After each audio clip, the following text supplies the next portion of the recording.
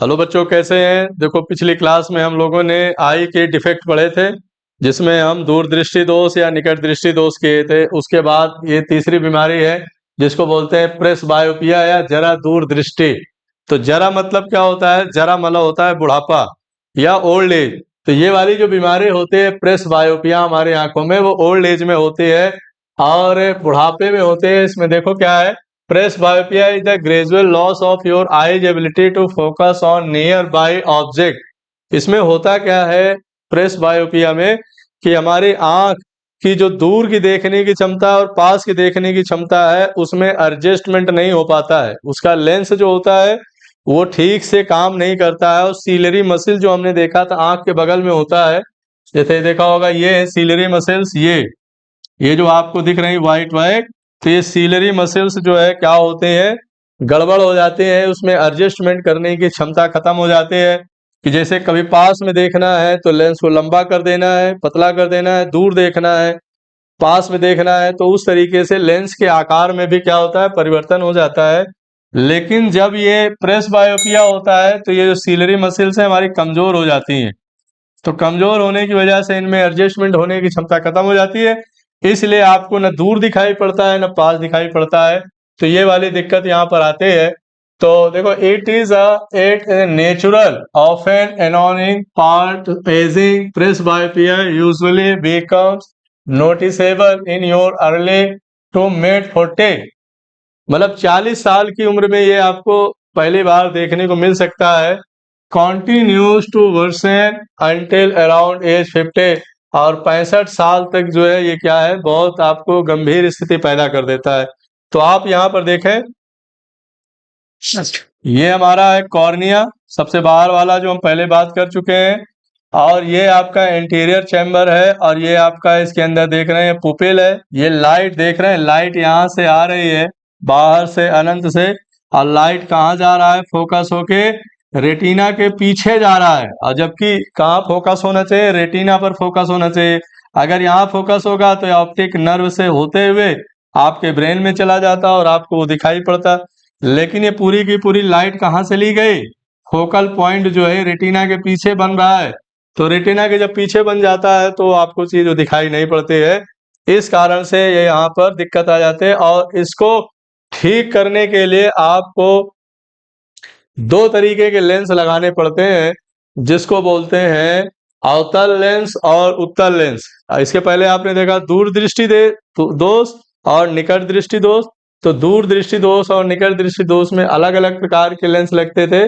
Press बायोपिया अगर किसी को हो जाएगा तो यहाँ अलग प्रकार का लेंस लगेगा, और यहाँ बाई फोकल लेंस का इस्तेमाल किया जाता है। तो इसे आप नोट करो, यहाँ पर लेंस कौन सा लगेगा, by focal lens. Bifocal lens का मीनिंग हो गया कि यहाँ पर अवतल लेंस भी लगेगा, अवतल भी लगेगा और उत्तल भी लगेगा। इसका मतलब जो आंख चश्मा आपका लगेगा, चश्मे के ऊपर जो है अवतल लगेगा, चश्मे के नीचे जो है क्या लगेगा, उत्तल लगेगा। ठीक है, तो दो तरीके के लेंस यहाँ लगाया जाता है। अब इसको आप नेक्स्ट उसमें देखते हैं।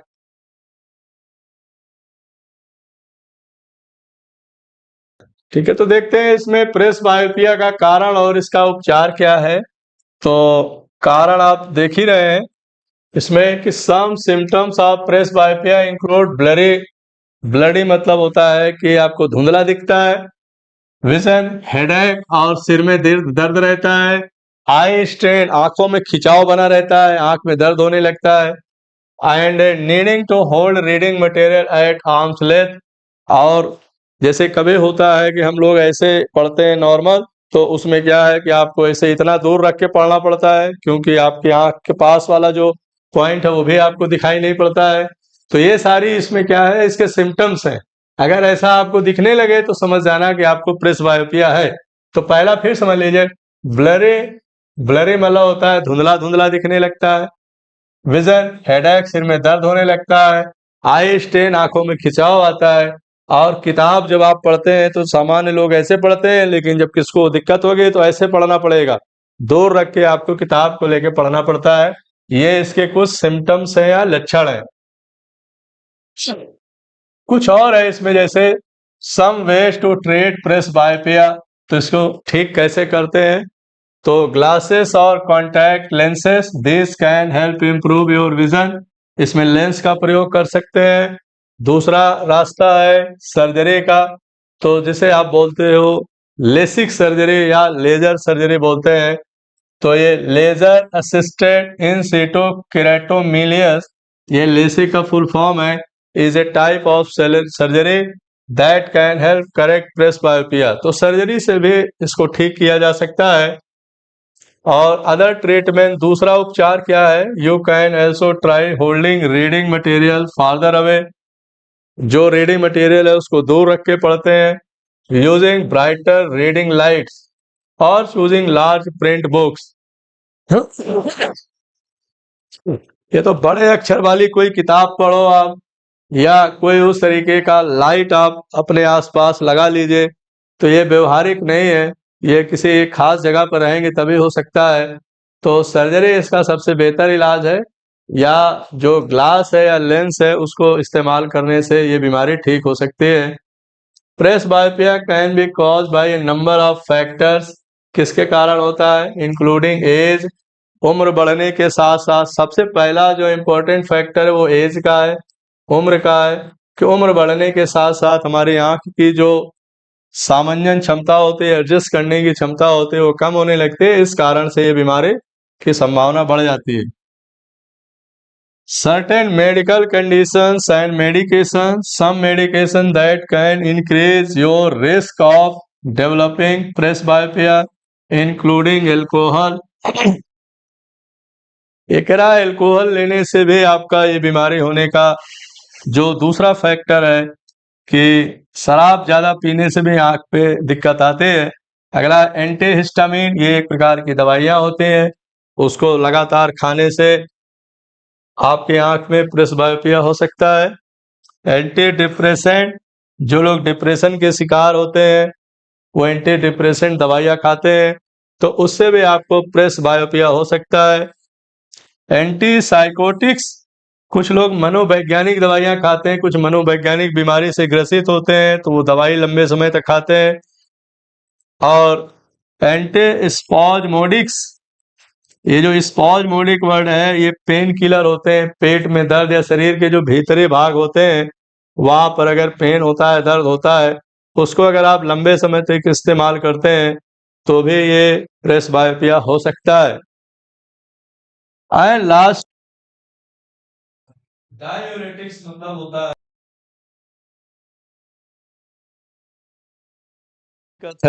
किडनी में अगर प्रॉब्लम है, यूरिन ज्यादा आ रहा है और उस तरीके की कोई दवाई अगर आप इस्तेमाल करते हैं लंबे समय तक, तो भी ये प्रेसबायोपिया होने का खतरा होता है। लेकिन इनमें सबसे महत्वपूर्ण फैक्टर क्या है? एज का होता है। उम्र बढ़ने के साथ साथ ये बीमारी आपको हो जाती है, लेकिन ये और भी बहुत सारे कारण हैं। एल्कोहल, एंटीहिस्टामिन, एंटी डिप्रेसेंट या एंटीसाइकोटिक्स या एंटी स्पॉज्मोडिक्स एंड डायूरेटिक्स मेडिसिन खाने से भी बीमारी हो जाती है। ठीक है, तो ये इसका क्या है? कारण है, और इसका क्या है? ये इलाज है। तो देखते थे अगली बीमारी है कैटरैक्ट या मोतियाबिंद। मोतियाबिंद जो है, मोतिया का मतलब होता है मोती, जैसे सफेद रंग का होता है इसलिए उसको मोतिया बोलते हैं। बिंद मतलब होता है वो बिंदु जैसा होता है, छोटे छोटे दाने जैसा होता है, इसलिए उसे बिंदु कहते हैं। मोतियाबिंद एक धुंधला क्षेत्र है जो आंख के लेंस में विकसित होता है, जिससे दृष्टि कम हो जाती है, जिससे आंख में क्या होती है? लाइट कम जाती है। लाइट कम जाएगी, अब कभी कभी तो ऐसा होता है लाइट जाते ही नहीं है, तो मोतियाबिंद एक या दोनों आंखों को प्रभावित कर सकता है और धीरे धीरे विकसित हो सकता है, मतलब बड़ा भी हो जाता है। आपको इस डायग्राम में देखने से पता चलेगा कि मोतियाबिंद के क्या लक्षण है। देखो, ये normal eye, a healthy lens allow for all parts of retina to receive the image. देखो लाइट कहाँ से आती है? अनंत से आती है, बाहर से आएगी। ये लेंस है हमारा, ये इसको क्या करेगा? यहाँ मोड़ देगा, ये वाली लाइट आएगी। सारी की सारी लाइट कहाँ फोकस हो रही है बेटा? तो ये बोलेंगे ये हो रहा है रेटिना पर। कहाँ हो रहा है? रेटिना पर। अब ये रेटिना पर अगर आएगा तो रेटिना पर आने के बाद ये ऑप्टिक नर्व से कहाँ जाएगा? ब्रेन में जाएगा, मस्तिष्क में जाएगा, और मस्तिष्क हमारा उसको अनुभव के आधार पर देखेगा। तो ऐसे व्यक्ति को साफ साफ कोई चीज दिखाई पड़ेगी, क्योंकि उसके जो लेंस है और ये जो कॉर्निया है, यहाँ किसी भी प्रकार का कोई दिक्कत नहीं है। लेकिन दूसरा आदमी देखो, जो कैटरैक्ट आई है या मोतियाबिंद का जो इंसान है, देख रहे हैं यहाँ पर, ये जो आपको पुपिल दिख रहा है, यहाँ व्हाइट व्हाइट कुछ दिख रहा है। तो clouding of the lens, lens के चारों तरफ क्लाउड जैसा, बादल जैसा व्हाइट व्हाइट एक बिंदु आ जाता है। That affects vision, a cloudy lens scatters light. ये जो आपका पुपिल है, लेंस है, वहां जैसे ही लाइट पड़ेगा उसको फैला देगा ऐसे, और जो फैला देगा तो आप देख रहे हैं यहाँ पर, इसमें और इसमें फर्क समझो। ये लाइट जो है किसी एक जगह फोकस होगा, तो बाहर से जो भी देखने वाली चीजें एक जगह फोकस होगा तो उसका इमेज बनेगा, प्रतिबिंब बनेगा, और फिर वो ब्रेन में जाके उसको दिखाई पड़ेगा। लेकिन यहाँ देखिए, लाइट तो बाहर से आ रही है नॉर्मल ऐसे, लेकिन जैसे आपका लेंस पर पड़ेगा, ये जो मोतियाबिंद के कारण लाइट स्कैटर्ड हो जाएगी, लाइट फैल जाएगी पूरे आंख में। देखें, इधर जा रहा है, इधर जा रहा है, ये आप डॉट डॉट डॉट डॉट देख रहे हैं, पूरे में फैल जाएगा। और जब फैल जाएगा तो इमेज ठीक से नहीं बनेगा, इमेज ठीक से नहीं बनेगा तो उसे धुंधला धुंधला दिखेगा, और धुंधला धुंधला दिखेगा तो क्लियर नहीं दिखेगा। इसी को हम मोतियाबिंद या कैटरैक्ट कहते हैं। फिर से आप इसको समझें कि जो साधारण आई होते हैं उसमें लाइट आते हैं, प्रकाश आएगा, सीधा आएगा, एक जगह फोकस हो जाएगा। लेकिन जिसमें मोतियाबिंद होगा, उनके अंदर जो लाइट आने वाले होते हैं वो सब फैल जाते हैं, फोकस नहीं होते एक जगह, फैल जाते हैं। जो फैल जाएगा तो दिखेगा नहीं, और दिखेगा नहीं तो स्पष्ट वहां पर इमेज नहीं बनेगा, तो फिर आपको वहां पर दिखाई भी नहीं पड़ेगा। तो ये फर्क होता है मोतियाबिंद वाली आंख और नॉर्मल आंख में, ये फर्क होता है। तो इसका एक ही इलाज होता है, सिंपल। ये जो मोतियाबिंद है, इसको लेजर से इसको छोटे छोटे टुकड़ों में तोड़ दिया जाता है। उसके बाद वो धीरे धीरे अपने आप हट जाता है, और लेंस हमारा क्लियर दिखने लगता है। फिर लाइट जो है, फिर जो है क्या होगा, फिर लाइट किसी एक जगह पर फोकस होगा, और फिर पहले वाली स्थिति आ जाएगी। तो ये फर्क है हमारा मोतियाबिंद वाली आंख और नॉर्मल आंख में, ये फर्क होता है। ठीक है, अब इसको देख लेते हैं हम नेक्स्ट। तो ये ज्यादातर जो है ये भी ओल्ड एज में ही होता है, लेकिन अब इसका कारण और उपचार देखिए। कारण इसका ये है मोतियाबिंद का कि cataracts are caused by changes in the lens of the eye. The main causes are aging, पहला फैक्टर है कि एजिंग, मतलब उम्र बढ़ने के साथ साथ ये प्रॉब्लम, बढ़ने के साथ ये प्रॉब्लम आते हैं। ठीक है, the proteins in the lens of the eye start to break down and stick together. आंख में एक प्रोटीन होते हैं, वो धीरे धीरे धीरे धीरे क्या होते हैं, ब्रेक होने लगते हैं, टूट जाते हैं, टूट करके किसी एक जगह पर जाके चिपक जाते हैं। जैसे मान लो ये हमारी आंख है, तो रेटिना में बहुत सारे प्रोटीन पाए जाते हैं। ये प्रोटीन आएगा एक जगह पर, धीरे धीरे धीरे धीरे धीरे जाके जमा हो जाएगा। तो जो हमारा ये पुपिल है, ये जो कॉर्निया है बाहर से, इसमें लाइट का आना बंद हो जाएगा, रास्ता बंद हो जाएगा। स्टिक मतलब होता है चिपक जाना। तो this causes the lens to become cloudy. इसके कारण जो है हमारी आंख के सामने क्या होता है, धुंधला धुंधला पर्दा जैसा। जैसे कोई आप देखते हैं ग्लास होता है, उस पर आप कीचड़ इसे फेंक दीजिए तो वो क्या होगा, धुंधला हो जाएगा, फिर उसमें आपको बाहर से दिखाई नहीं पड़ेगा, दिखाई नहीं पड़ेगा। फिर अगर आप उसको साफ कर देंगे कपड़े से या सी से, पानी से साफ कर देंगे, तो फिर से दिखाई पड़ने लगेगा। तो समझ लीजिए इसके साथ यही होता है। तो ultraviolet exposure, the ultraviolet rays of the sun can cause cataract. हमारे आंखों में अगर अल्ट्रा वायलेट रेडिएशन आ जाते हैं तो उसके कारण भी हो जाता है। कभी कभी देखा होगा, जब सूर्य ग्रहण या चंद्र ग्रहण का समय होता है, तो उस समय कहते हैं कि आप अंदर चले जाओ, घर से अंदर चले जाओ, मतलब आप बाहर ना आओ, क्योंकि उस समय जब सूर्य ग्रहण होता है तो उसमें कभी कभी कुछ ऐसे रेडिएशंस आते हैं जो हमारे आंखों के लिए बहुत खतरा पहुंचा सकते हैं। तो उस समय भी ऐसा होता है, आंखों में आ जाता है तो लोग कहते हैं गहन का ग्रहण में हुआ है, तो इसलिए उसको धार्मिक बातों से जोड़ देते हैं, लेकिन उसके पीछे क्या होता है, साइंस होता है। तो उसकी वजह से भी मोतियाबिंद हो जाता है। Ultraviolet exposure, ultraviolet radiation अगर किसी की आंख पे डाल दिया जाएगा तो आंख के अंदर जो प्रोटीन है वो भी ब्रेक हो जाएगी और आंखें सामने वो जमा हो जाएगा, जिसकी वजह से फिर बाद में आंख के अंदर जो है लाइट का जाना बंद हो जाएगा। तो this causes the lens to become cloudy. Ultraviolet exposure मतलब अल्ट्रा वायलेट रेडिएशन के संपर्क में आएंगे तो the ultraviolet rays of the sun can cause cataract. ये दूसरा कारण है। पहला कारण तो समझ में आ गया, एजिंग या उम्र बढ़ने के साथ साथ होता है। दूसरा कारण है अल्ट्रावायलेट रेडिएशन। तीसरा कारण है जेनेटिक, जेनेटिक या आनुवांशिक, inheritable disorder. This can also increase the risk of the cataracts. मान लीजिए कुछ जेनेटिक प्रॉब्लम होते हैं, जीन्स से रिलेटेड या क्रोमोजोम से रिलेटेड होते हैं, माता पिता में किसी में कोई दिक्कत है तो बच्चों में भी वो जा सकता है।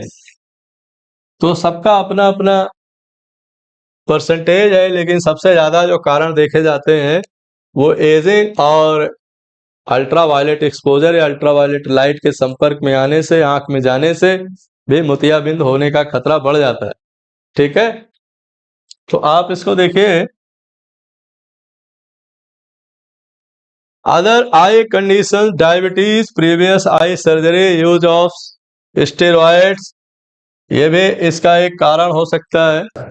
ठीक है, तो ये कभी कभी जो है ना डायबिटीज से भी होता है, क्योंकि डायबिटीज जब हो जाती है तो उस समय आपके आंखों में बहुत सारा जो शुगर की मात्रा है ब्लड के माध्यम से आपकी आंख में जाता है, वो एक जगह पे जमा हो जाता है, तो भी एक कारण है। डायबिटीज भी एक बड़ा फैक्टर है। और आई सर्जरी भी अगर हुआ है तो उसमें भी कोई प्रोटीन आपकी आंखों के सामने जमा हो जाए। स्टेरॉइड, कोई स्टेरॉइड दवाई अगर आप ले रहे हैं तो भी उसका एक कारण हो सकता है। तो आपने देखा कई सारे कारण है मोतियाबिंद के। इसका जो इलाज है, ट्रीटमेंट है, वो एक ही है कि इस पे सर्जरी द्वारा इसको हटा दिया जाता है, जिसकी वजह से ये बीमारी ठीक हो जाती है। ठीक है, तो नेक्स्ट हम पढ़ते हैं इसमें एस्टिक। ठीक है, तो अगली बीमारी हमारे एस्टिग्मेटिज्म, जिसे बोलते हैं दृष्टिवैषम्य, और ये बीमारी है, इसको बोलते हैं भेंगापन। ये होता क्या है देखो, astigmatism is a common eye condition that occurs when the cornea or lens of the eye has an abnormal shape। आपको पता है कि कॉर्निया जो होता है आंख का सबसे बाहरी भाग होता है, सबसे बाहरी भाग है। अगर कॉर्निया अगर नॉर्मल है तो कोई दिक्कत नहीं है। अगर कॉर्निया ठीक है, तो ये जो आपका एस्टिग्मेटिज्म है इसको बोलते हैं अंध बिंदुकता।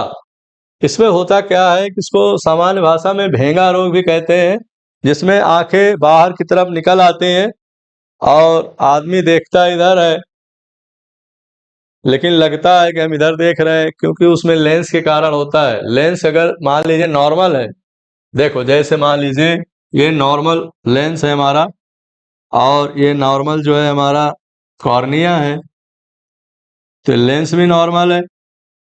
लाइट इधर से आएगी बेटा, देखो ध्यान से, लाइट आएगी इधर से, तो इसको ले जाके यहाँ पर फोकस कर देगा रेटिना पर, और फिर यहाँ से ये जो है कहाँ चला जाएगा, ब्रेन में चला जाएगा, आपको कोई दिक्कत नहीं आएगी।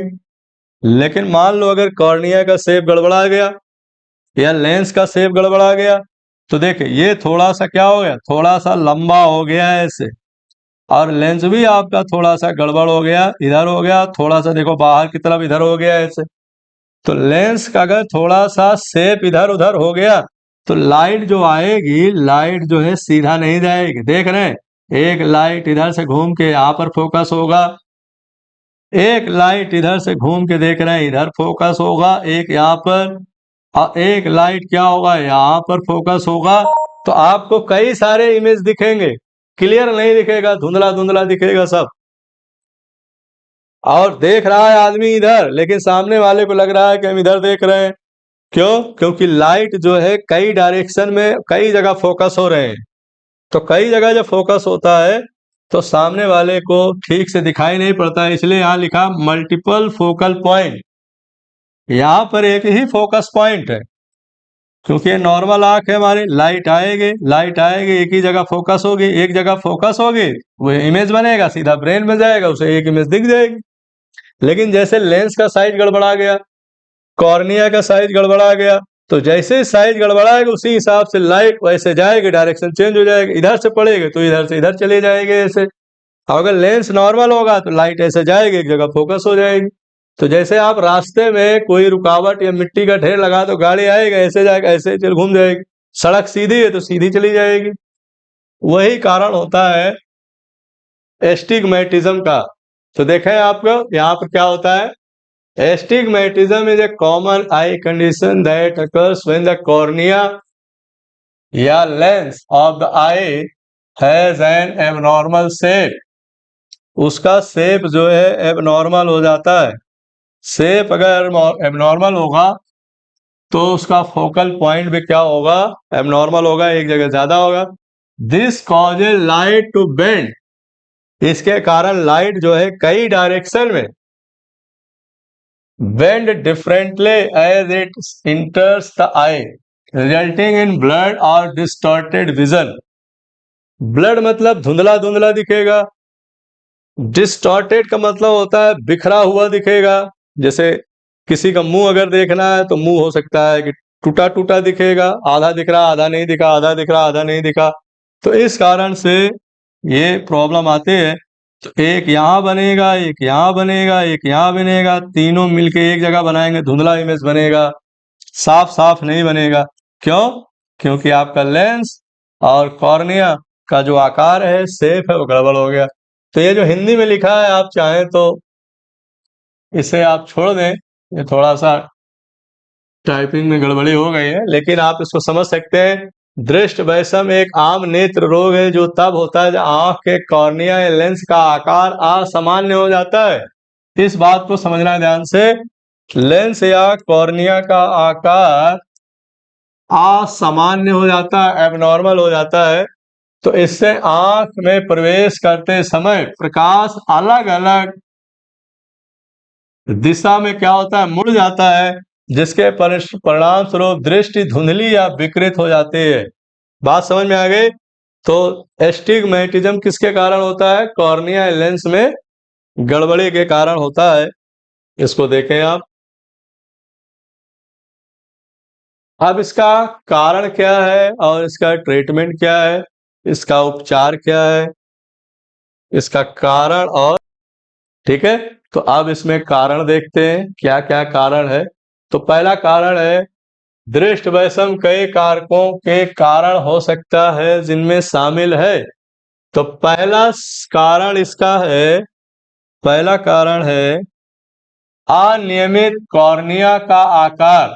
कॉर्निया का आकार अनियमित हो जाता है, टेढ़ा मेढ़ा हो जाता है। दूसरा कारण है आंखों की चोटें। आंख में कोई चोट लग गई हो कभी, तो इससे जो लाइट पड़ेगी उसकी दिशा अलग अलग हो जाएगी। केराटोकोनस, देखो केराटोकोनस होता है कॉर्निया का आकार गड़बड़ होने को ही केराटोकोनस बोलते हैं। ये हिंदी में यहाँ समझाया है, इसको अंग्रेजी में लिख दिया है यहाँ पे। आंखों की सर्जरी के बाद जटिलताएं, मान लीजिए आंख में कोई सर्जरी हुई है, सर्जरी होने के बाद ठीक से मान लीजिए कुछ उसमें गड़बड़ी रह गई है, तो उसके कारण भी लाइट एक जगह फोकस नहीं होगी, अलग अलग जा सकते हैं। डाउन सिंड्रोम, एक्चुअली ये जो है क्या होता है, जो गुणसूत्र होते हैं एक्स एक्स और एक्स वाई, इनको मिला करके 46 गुणसूत्र होते हैं, क्योंकि 23 मेल में होता है, 23 फीमेल में होता है, दोनों मिला करके 46 होते हैं। अगर इसमें कोई गड़बड़ी आ जाती है, 46 से 45 हो गया, 46 से 47 हो गया, तो भी ये बीमारी होती है, जिसके कारण भी ये बीमारी हो जाती है। तो ये एक तरीके का क्रोमोजोम से रिलेटेड बीमारी है, जिसको कुछ नहीं किया जा सकता है। माता पिता के क्रोमोजोम में गड़बड़ी के कारण बच्चों में बीमारी हो जाती है। पलकों का कॉर्निया पर बहुत अधिक दबाव डालना, तो जो पलके होते हैं अगर वो ज्यादा दबाव डालते हैं तो हमारा जो कॉर्निया है वो इधर उधर हो सकता है, ये भी एक कारण है इसका। दृष्टि वैषम्य का इलाज निम्न तरीकों से किया जाता है, इसका ट्रीटमेंट है। क्या क्या तरीका है इसका? तो पहला ये है सुधारात्मक लेंस। आपका डॉक्टर विशेष चश्मा या टॉरिक कॉन्टैक्ट लेंस लिख सकता है, तो एक विशेष प्रकार का लेंस लगा देंगे तो जो लेंस में जो गड़बड़ी आ गई वो सही हो सकता है, पहला। ज्यादा गड़बड़ी नहीं है तो, ज्यादा अगर और गड़बड़ी है तो सर्जरी। आपका डॉक्टर आपके कॉर्निया के अनियमित वक्र को ठीक करने के लिए आंखों की सर्जरी की सलाह दे सकता है कि भाई आपका लेंस टेढ़ा मेढ़ा है, तो इससे हम जो है टेढ़ा भाग होगा उसको हटा देंगे, उसको हम सीधा कर देंगे सर्जरी से। और सबसे आम सर्जरी है लेसिक सर्जरी, जो भी हम पीछे पढ़ चुके हैं। आंख में लेसिक सर्जरी होती है जिसको हम लेजर सर्जरी भी बोलते हैं। तो ये सबसे आसान तरीका होता है इसको ठीक करने का, ये सुनिश्चित करने के लिए कि आप यथासंभव स्पष्ट रूप से देख रहे हैं। नियमित रूप से आंखों की जांच करवाना महत्वपूर्ण है। समय समय पर अगर आंख में कोई दिक्कत आती है तो आप डॉक्टर की सलाह लेकर के उनकी जांच करवा लीजिए। जहां पर जिस तरीके की जरूरत है वैसा उपचार कराइए। तो ये आपका एस्टिग्मेटिज्म ठीक करने का और उसका उपचार करने का ये तरीका है। तो देखते हैं, एक दो सवाल इसमें कर लेते हैं। जैसे सवाल ये है कि जो कलर ब्लाइंड वाले मरीज होते हैं उनको क्या नहीं दिखाई पड़ता है?